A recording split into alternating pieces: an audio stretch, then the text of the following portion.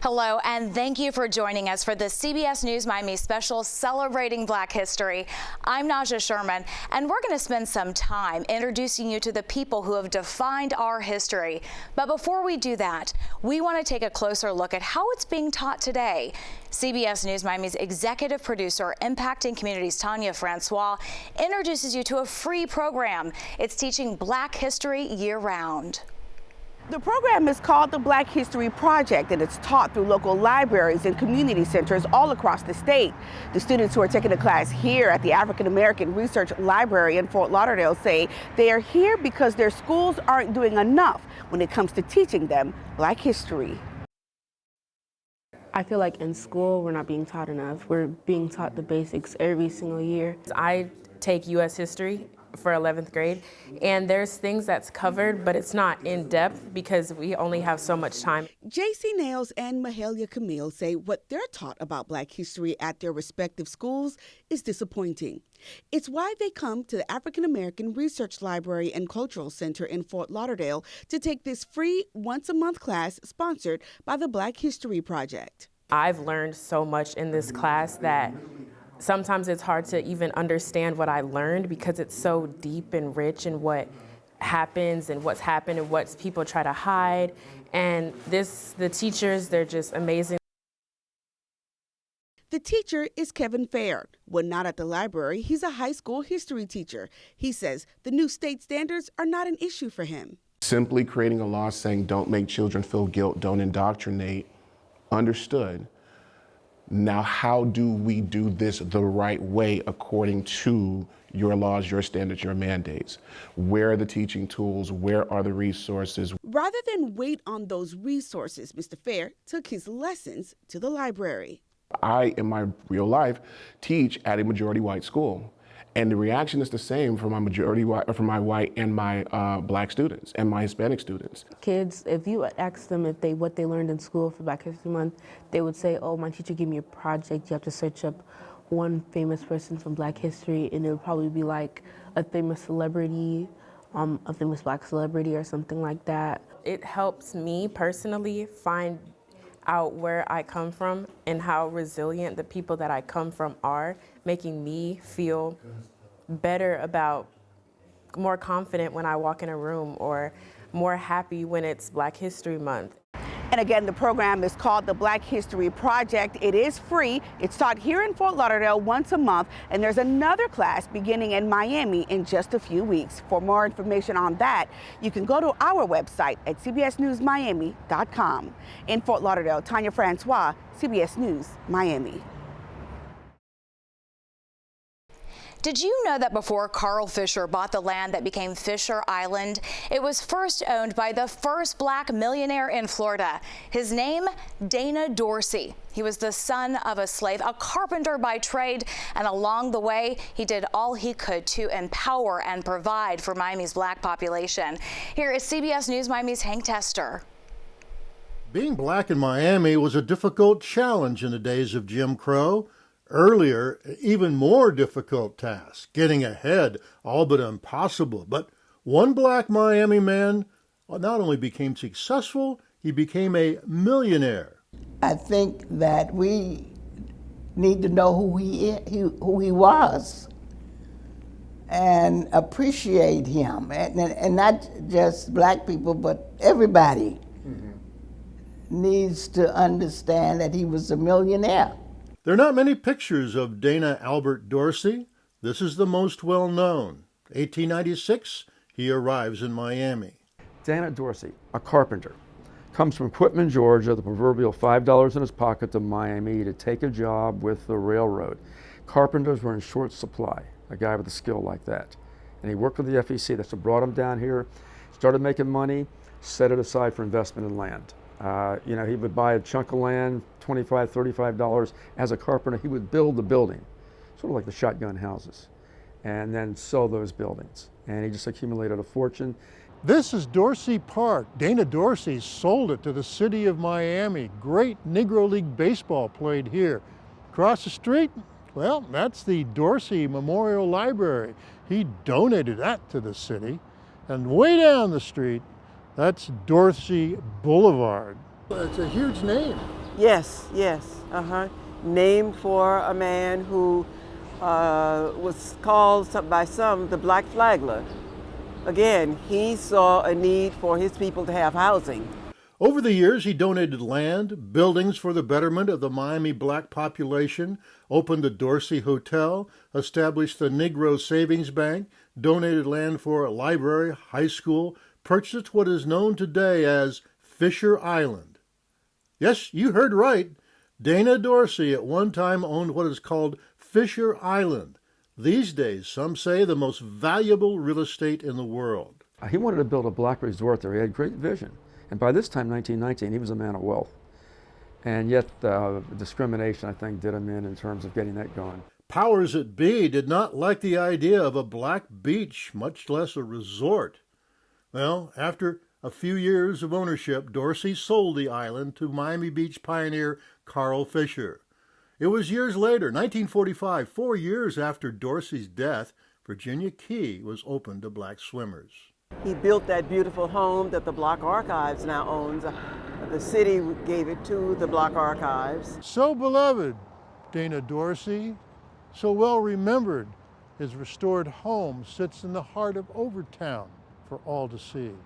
I'm Hank Tester, CBS News, Miami. Much of our history wouldn't be preserved without the hard work of Enid Pinckney. She worked aggressively over the years and is still working to ensure that the role of African Americans in Miami history is acknowledged and preserved. Our resident historian Hank Tester talked to the woman whose impact is critical to the black community and beyond. Naming streets in Overtown, seeing more these days, reminders of Miami's rich black heritage. In the middle of the events, you're most likely to see this lady, Enid Pinckney. What drives me to continue my work in historic preservation is that I see so little respect for history. Enid Pinckney sits in the midst of Hampton House. Martin Luther King Jr. slept here, wrote part of his I Have a Dream speech here. And Muhammad Ali, a frequent guest. It was a setting for the movie One Night in Miami. I used to come to the Hampton House in its heyday, when it was the most elegant place in the South for black people. Enid Pinckney was a driving force for preserving Hampton House. Declared a historical landmark, she remains a force in explaining the black community to itself. Influential in the restoration of the Lemon City Cemetery. I was at a testimonial dinner for her about 5 years ago, and you should have seen the people there who were standing up and thanking her for the way she had put them on the right track. She spells out her mission plain and simple. And I'm emphasizing black people because there are so many times when black people are underestimated as to their value. Her influence goes well beyond the black community. She was a prime mover behind the preservation of the Miami Circle, a major indigenous archaeological site in downtown Miami. Enid Pinckney was an educator for many years, joined the Dade Heritage Trust Historic Preservation Organization in the mid-1980s. That's while she was assistant principal at South Miami Middle School. Elected the first black president of the trust in 1998. So, what's next? I'm working on the Curtis Foundation, which is a historic preservation organization. Preserving history so we can celebrate history, and in this case, black history during Black History Month. To know where you're going, you kind of have to know where you've been. An important message from Enid, who still has a lot of projects to go, and thank goodness for that. I'm Hank Tester, CBS News, Miami. She is one of a kind, and Hank is too. He is on a roll with stories of people impacting our community, and that includes in the world of entertainment and music. Hank introduces you to a man who is a giant in the radio world and community. I'm James T. Guess what? got something for you. Today is our birthday.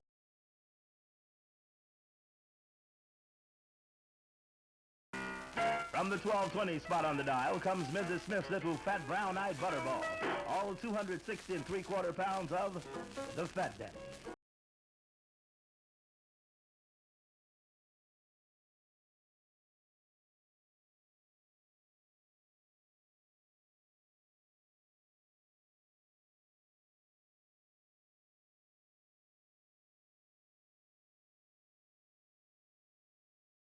I was very lucky to get this job, and the people here in Miami just love me.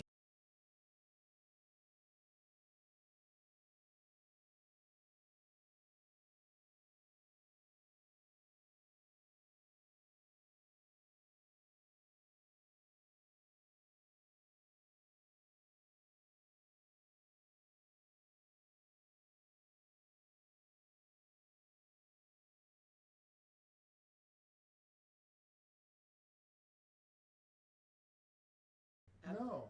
I would never sell this out. Oh my God. That is.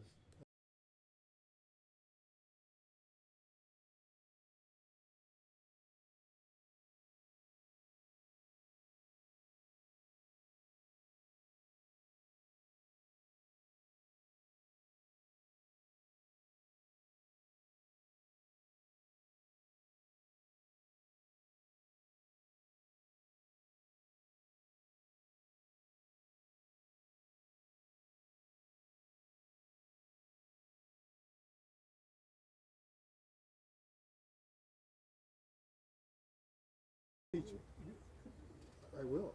Culture in the black community.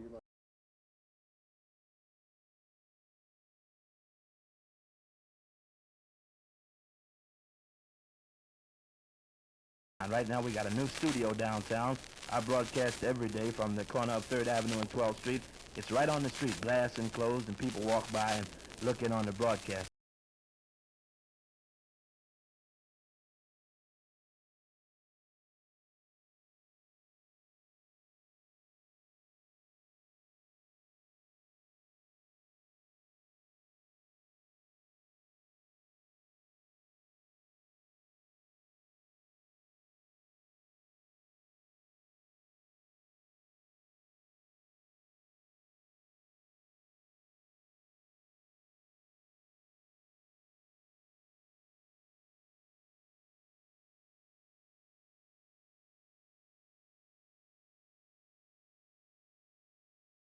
There are people in South Florida helping write the history books now. I'll share their stories when CBS News Miami's special celebrating Black History returns.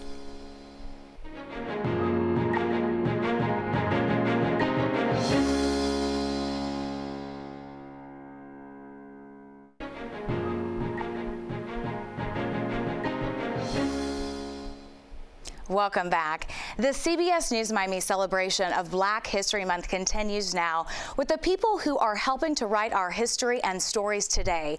We begin by shining the spotlight on the former Orange Bowl Committee President, Dr. Ion Johnson Phillips.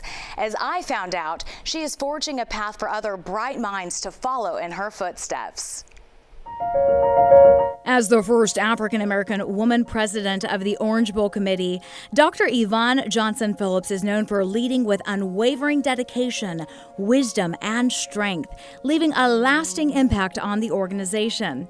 We spoke with her about what it means to be the first in what's known as a male-dominated world. I think that every young person in our community should be able to look at the leaders of our community and in that prism see themselves somewhere, because that is what gives them, I think, not just the motivation, but the understanding that they too can reach whatever their dreams are, whatever they are hoping to accomplish. She credits mentors along the way who saw something special in her even before she saw it in herself. She told us about an elementary school teacher's powerful words. I hope you grow up to do something where you really use your mind. And the impact that that had in someone like Mrs. Dobson, feeling like I had the kind of mind to do something that was intellectual was really important. And use her intellect she has. Dr. Johnson Phillips has been with Baptist Health South Florida for more than 20 years, serving as a medical director of the emergency department at South Miami Hospital prior to accepting her current position as vice president and chief medical officer. I think as an African American woman, it was important to me to have an impact on other little girls, other African Americans, other young people in general, just to say, hey, there's somebody who's doing something that nobody else had done before. I can do something that nobody else has done before. In her role as Orange Bowl Committee president, she led the charge of the Orange Bowl Committee, promoting and serving the South Florida community through a year-round schedule of impactful events and invaluable initiatives, as well as hosting an outstanding, iconic college football game. We also wanted to showcase a Miami native, the son of immigrants, who's using the lessons of life to propel himself and the next generation. He shared with CBS News Miami's Chelsea Jones the story of how he became a sports physician and is now paying it forward. Working here inside the Memorial Orthopedic Surgery and Sports Medicine Center in Fort Lauderdale is Dr. Gedon Frank's day job, but his origin goes way back to another country. And he actually got exiled from Haiti. Frank's talking about his dad. He escaped the politically strained country on a cruise ship dressed as a maid, and he began the quest to America. Somebody who knew about his work in Haiti actually was the one that sponsored his visa, and then he's been here ever since. He brought over his wife, Frank's mom, and the two started off with what some would call humble beginnings. My dad started off as a taxi cab driver. My mom was a housewife until she actually went to technical school. Frank grew up in Little Haiti, one of 3 kids. It was the pillars of education, giving back, and exposing his family to the world of possibilities Dr. Frank credits his father for. And that's where his story in sports medicine begins. I went to Miami Northwestern, and Miami Northwestern, I went to their medical magnet program.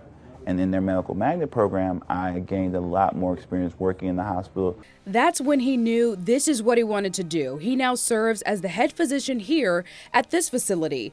But he's also worked with the Dolphins, the Hurricanes, and the Marlins. He's even the head doc at Florida Memorial University. The profession of medicine is a servant position because it gives me the opportunity to help others and make a difference. Dr. Frank pays it forward through mentorship at his alma mater, Miami Northwestern, using the lessons his dad gave him to teach the next generation. On top of the actual skills, this is what he tells them. Not only in the African American community, but in all the communities overall, that just having an impact and being like, hey, you can have somebody that look like you, and if you can't find somebody that look like you, become that person and then give back. He's certainly very involved and committed to being of service to others. So here's what's next for Dr. Frank. He tells me he is going to be the head physician for Miami's first professional rugby team, the Miami Sharks. In the studio, I'm Chelsea Jones, CBS News, Miami. In an ever-changing world, the Boy Scouts of America South Florida Council aims to help the youth in our community get prepared. The leader of this group, Paul Spalding, the 64th Scoutmasters Camporee Chief, is only the 2nd African-American to hold this title.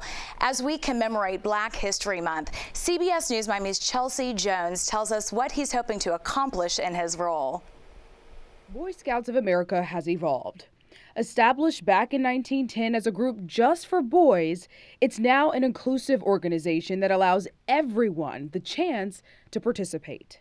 Previously, there were no women or young ladies involved in the scouting program. Paul Spalding is also a symbol of that progress. In its 64 years of existence, he is only the 2nd Camporee Chief for the annual Scoutmasters Camporee for BSA South Florida Council. Most people can't envision or visualize themselves doing something unless they see someone in that position already. So my goal is and hope is by me being Scoutmasters Camporee, it will encourage other scouts to join envision being in the position I'm in. For 1 week in a year, the Scoutmasters Camporee is held locally, and Spalding is the 2024 leader. Scouts are taught everything from leadership to life skills, even fitness. Scouting is a unique program. I like to say it's analog, so you really don't need your phone. In a world of digital distractions, Spalding and the Boy Scouts of America are teaching values and skills Scouts can take throughout their lives. And it's hands-on. You're out doing knots and lashing, trying to build a structure out of wood and rope, or you're cooking. As the second African American to hold the title of Camporee Chief, Spalding has a passion for nature, so beyond sharing that with the greater community, he hopes to also open the door for others to follow in his footsteps. It's just another point of showing diversity, which Scouting is, and we're trying to make it more diverse by including underrepresented minorities to be involved in the Scouting program. In Sunrise, Chelsea Jones, CBS News, Miami. We couldn't end this Black History Month special without a closer look at the place Enid Pinckney championed, the historic Hampton House. Influential figures including Muhammad Ali, Malcolm X, and Dr. Martin Luther King Jr. would gather and stay there. CBS News Miami's executive producer, Impacting Communities, Tanya Francois, takes us inside. 60 years ago, Dr. King wrote Normalcy Never Again, and there were several versions of it that was written. And one of those versions was written right here at the Hampton House, and he actually delivered it before 1963 when he went to the March on Washington, and that same speech is now known as the I Have a Dream speech. So this is where he wrote, practiced, delivered that very speech before the world got to hear it. We were so proud of Dr. King. We were so proud. Enid Pinckney actually helped save this building. She was part of the preservation board, and she and a group of others made sure, and she understood how important this building was to African Americans, to South Florida's history, and to Miami's civil rights movement. And so she made sure and made it literally her business to keep this building, and now it is what it is today, that we are able to see and learn and appreciate the history and the significance that it's had on South Florida's civil rights movement. In this coming generation, as history is being taught and told so differently, you know, year by year, week by week, month by month, to know that I can bring, you know, children, grandchildren, nieces, nephews into this building, and they can learn something that is beyond what they will ever be able to get out of a book, because they too can sit in this seat and put their hands like this and maybe even eat a vanilla ice cream and do just like Muhammad Ali did, and understand that they are literally the same way Ali is able, that they too are able. That will do it for this CBS News Miami special commemorating South Florida's Black history. Remember, for news anytime, just head to cbsmiami.com. You can always watch CBS News Miami everywhere you go, on the CBS News Miami stream, on Pluto TV, and the CBS News app. I'm Naja Sherman. Thank you for joining us.